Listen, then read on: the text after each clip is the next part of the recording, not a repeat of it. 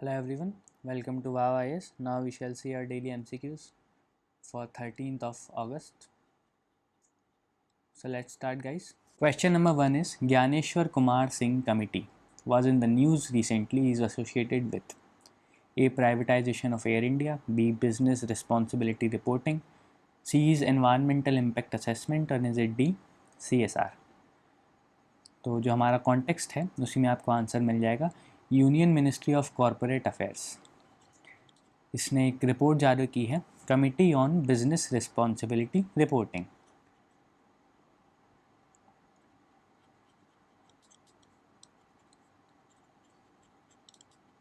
Business responsibility reporting,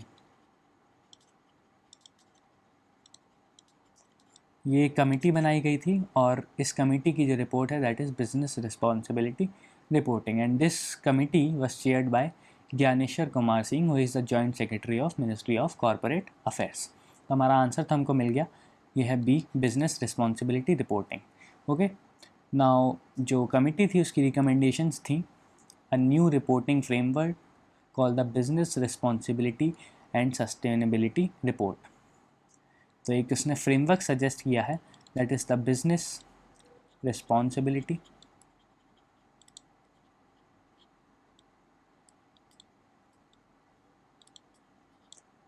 and sustainability report.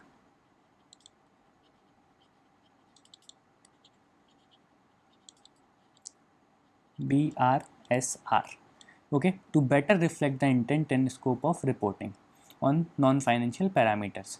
Now this framework will also be integrated with the MCA 21 portal. अब ये MCA 21 portal है क्या, तो ये ministry of corporate affairs का एक इनिशिएटिव है, e governance initiative. This is an e governance initiative और इसमें जितनी भी मिनिस्ट्री ऑफ कॉर्पोरेट अफेयर्स की सर्विसेज हैं वो कॉर्पोरेट्स को अवेलेबल कराई जाती हैं। तो बेसिकली ऑनलाइन प्लेटफॉर्म है जिसमें जितनी भी सर्विसेज प्रोवाइड करता है मिनिस्ट्री ऑफ कॉर्पोरेट अफेयर्स वो सारे अवेलेबल रहते हैं। तो इसमें कुछ डाउट वाली बात नहीं है। तो आंसर है हमारा B business responsibility reporting. Now let's move forward guys. Question number 2 is consider the following statements related to National Disaster Response Force, okay, NDRF. आपने देखा होगा काफ़ी सारे हमारे यहाँ नेचुरल डिज़ास्टर्स हमने विटनेस किए हैं इंडिया में हाल ही में, और एक एग्जांपल है केरला का लैंडस्लाइड जो हाल ही में हुआ है।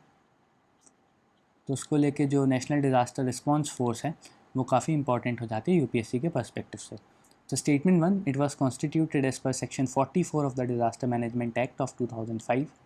Statement 2, it gets personnel and officers on deputation from the CAPF, which is the Central Armed Police Forces, for a period of 7 years.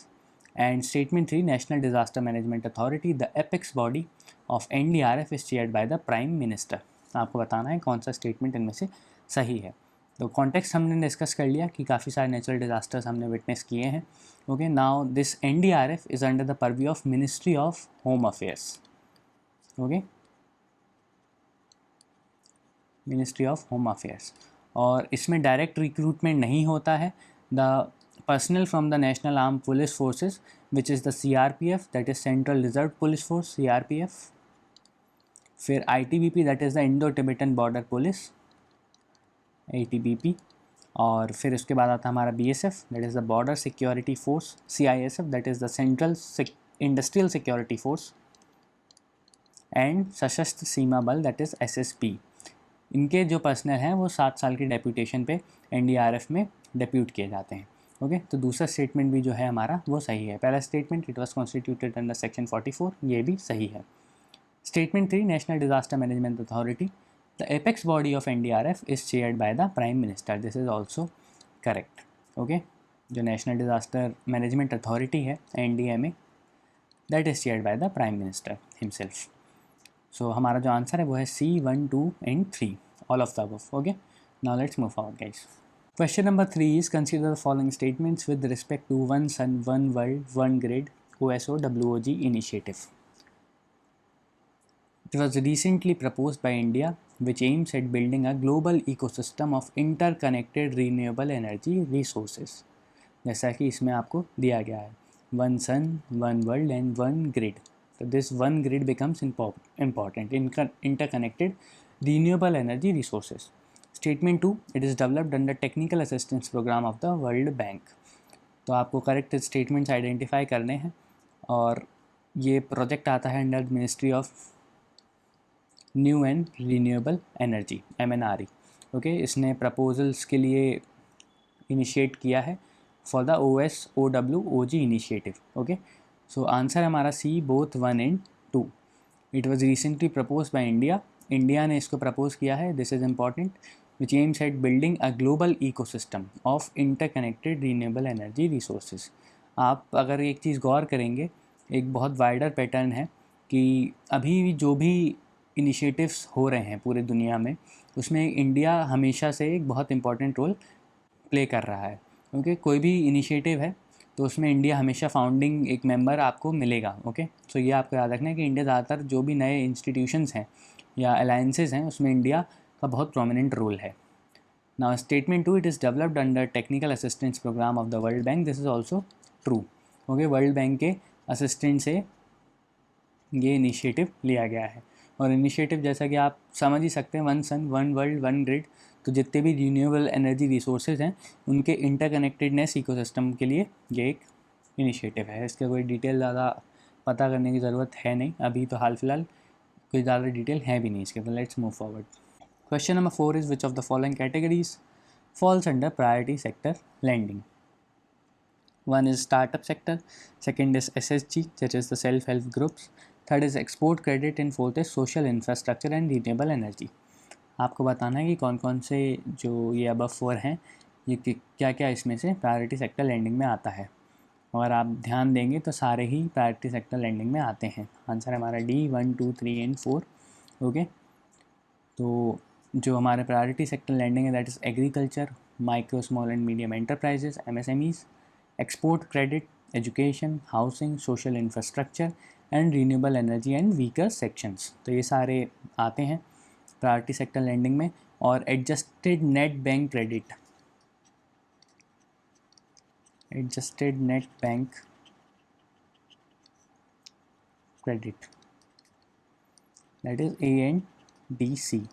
इसका 40% बैंक्स को सेट असाइड रखना पड़ता है, मतलब बैंक्स इसका 40%, टोटल लेंडिंग का 40% ये प्रायोरिटी सेक्टर लेंडिंग में देते हैं। This was important. Okay, answer हमारा D, all of the above. Now let's move forward guys. Question number 5 is consider the following statements with respect to agriculture infrastructure fund, that is AIF. Statement 1, it will provide a medium to long-term debt financing facility for investment in viable projects for post-harvest management infrastructure and community farming assets. And Statement 2, beneficiaries will include farmers, marketing cooperatives, societies, farmer producer organizations, SHGs, that is the self-help groups, agri entrepreneurs, etc. तो ये current affairs में भी cover किया हुआ है इसको, तो आप देख लीजिएगा एक बार, इसमें काफ़ी डिटेल में है। तो एग्री इंफ्रास्ट्रक्चर फंड, जैसा कि इसमें दिया हुआ है कि medium and long term debt financing की फैसिलिटी है एक, और इसके तहत जो हमारे पोस्ट हार्वेस्ट लॉसेस होते हैं, पोस्ट हार्वेस्ट लॉसेस, उनको मिनिमाइज़ और मिटिगेट करने का ये एक प्रोजेक्ट है बेसिकली। और इसके तहत जो हमारी फूड सिक्योरिटी है वो एनहांस हो जाएगी, and etcetera etcetera. I don't need to go into the details, you all know this. और जो बेनिफिशियरीज़ हैं, that will include the farmers, marketing cooperative societies, फिर FPOs, that is the farmer producer organisations, SHGs, agri entrepreneurs etcetera. ये सारे इनके beneficiaries इनको मिलेंगे। Okay, long term debt financing होगा इसमें। आंसर है C, बोथ 1 and 2। ओके, इसी के साथ हमारा आज का MCQ खत्म होता है guys. I hope you liked it. We'll meet tomorrow. Thank you. Please subscribe to our channel and press the bell icon for any further update.